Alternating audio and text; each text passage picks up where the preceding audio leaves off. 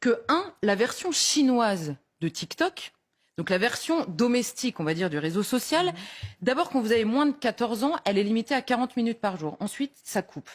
Par ailleurs, le réseau est inaccessible entre 22 heures et 6 heures du matin. Ensuite, nous dit-il, les algorithmes en Chine montrent aux petits Chinois des expériences scientifiques à refaire à la maison, des expositions, vous vous baladez dans des musées, vous avez des cours sur le patriotisme, qu'est-ce que c'est que l'attachement à son pays, des vidéos éducatives et scolaires.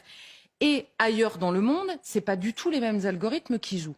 Or, nous dit-il, vous avez eu une étude qui a été faite sur des adolescents exposés à TikTok, version chinoise, et exposés à TikTok, alors c'était aux États-Unis, mais version ailleurs dans le monde, on va dire. Et au terme d'une année passée sur TikTok, les enfants en Chine, quand on leur disait quelle est la carrière dont vous rêvez, répondaient majoritairement astronautes. Et aux États-Unis, ils répondaient quoi? Influenceurs sur les réseaux sociaux.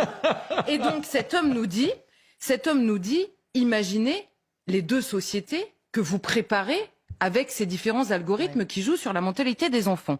Et quand la question avait été posée à un officier chinois de dire pourquoi est-ce que vous limitez en Chine l'accès pour les mineurs à ce réseau social, il avait tout simplement répondu, ouvrez les guillemets, ces enfants sont l'avenir de la nation.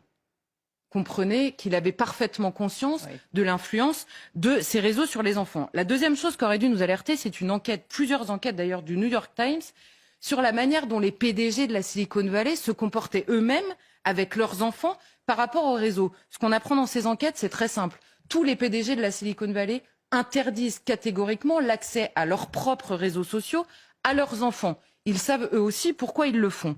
Et la troisième chose, même la Commission européenne a demandé récemment à ses salariés de supprimer carrément l'application TikTok, sans doute pas parce qu'elle apporte des bénéfices.